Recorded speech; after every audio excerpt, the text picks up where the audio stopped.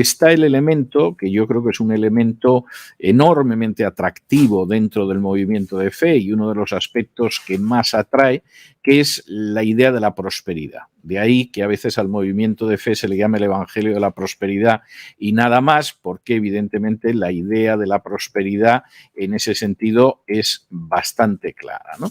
Bueno, ¿cómo encajas la idea de que todos los creyentes tienen que ser prósperos, de que además mediante la confesión positiva van a conseguir los bienes materiales que desean, que además pues progresivamente va a ser gente que va a tener que ir avanzando en cuanto a prosperidad?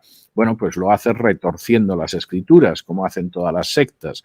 Cuando de pronto uno se encuentra con el pasaje del Evangelio donde Jesús dice que las zorras tienen guarida y los pájaros tienen nido, pero el Hijo del Hombre no tiene dónde recostar la cabeza, lo cual indica que efectivamente Jesús pues no tenía bienes materiales, pues evidentemente te dicen que bueno, que lo único que sucedía es que en ese momento Jesús andaba de viaje y como andaba de viaje, pues evidentemente no llevaba nada encima. Y el que no se lo quiera creer, que reviente.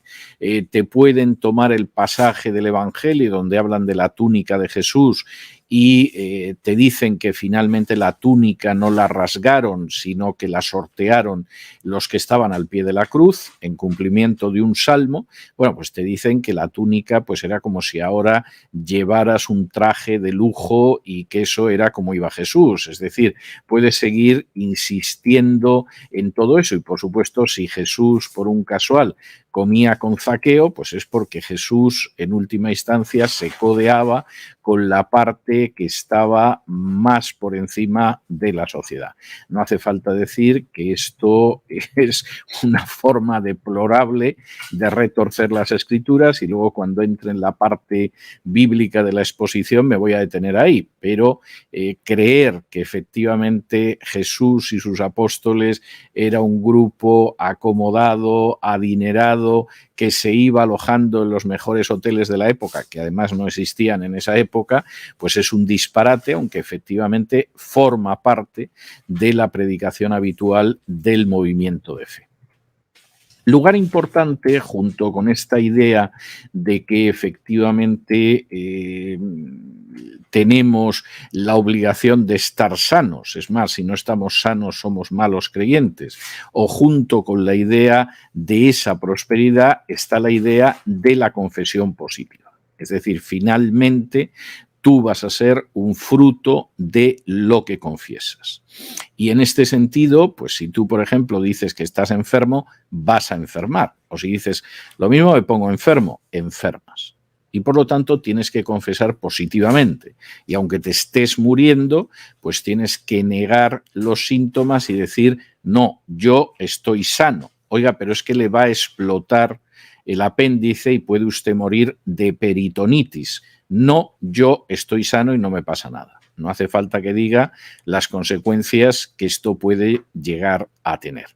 Aquí Kenneth Hagin, y esto es bastante interesante, no solamente le debe mucho a la idea del New Thought de Quimby, que le debe mucho, sino que le debe mucho al pensamiento positivo de Norman Vincent Peale, que es un autor americano de mediados del siglo XX. Norman Vincent Peale es un autor que puedes leer, en fin, si quieres animarte una tarde, porque es de estos de pensar positivamente.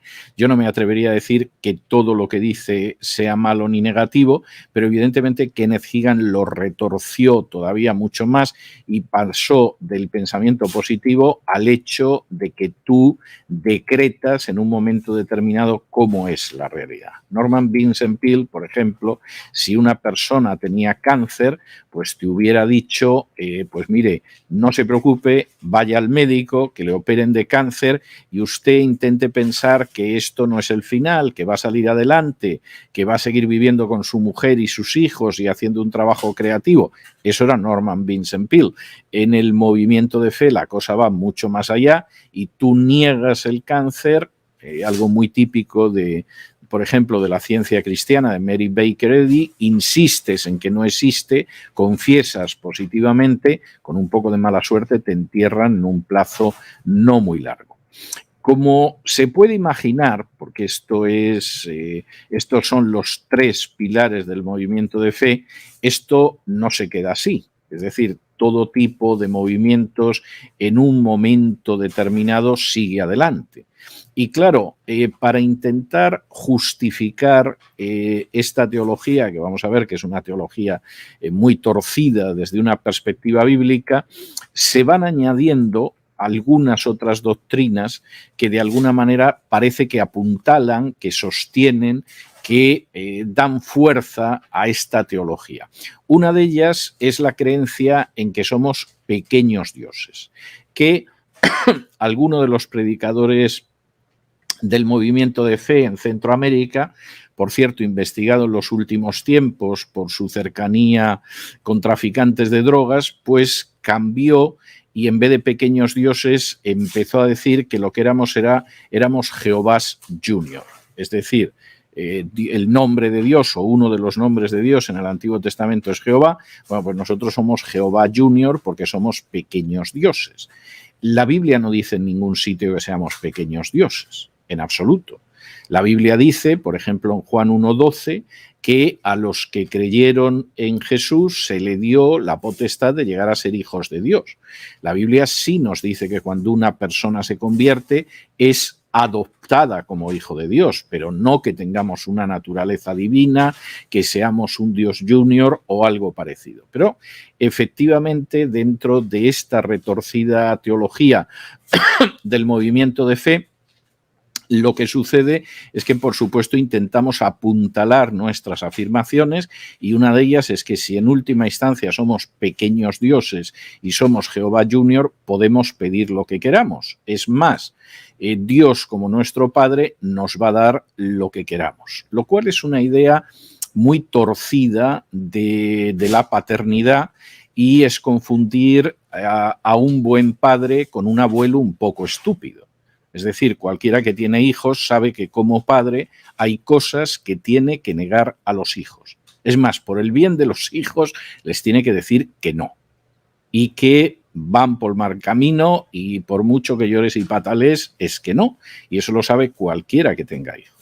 Mientras que el abuelito, sobre todo si es muy mayor y ha perdido facultades mentales, etcétera, pues es posible que se deje arrastrar por el nieto.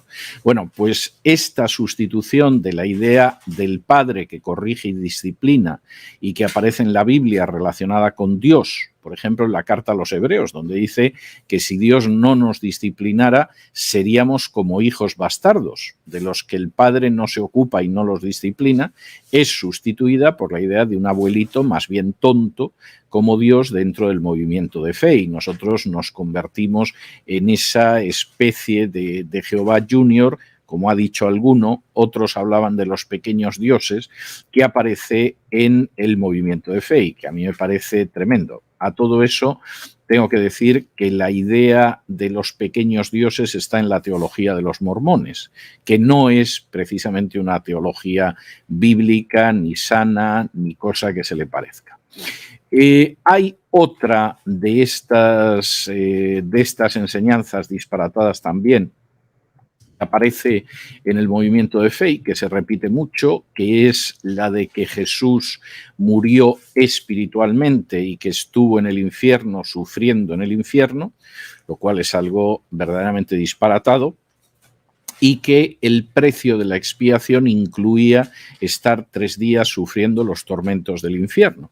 Decir esto es un disparate muy grave, porque cualquiera que lea el Evangelio de Juan sabe que cuando Jesús muere en la cruz, después de haberse convertido en la expiación por los pecados, lo que dice Jesús no es ahora me voy 3 días a sufrir al infierno, sino que lo que dice es consumado es. Es decir, la obra de la salvación ha quedado consumada y en un escrito como la carta a los Hebreos se desarrolla cómo efectivamente esa expiación no continúa con 3 días de tormentos en el infierno, sino todo lo contrario.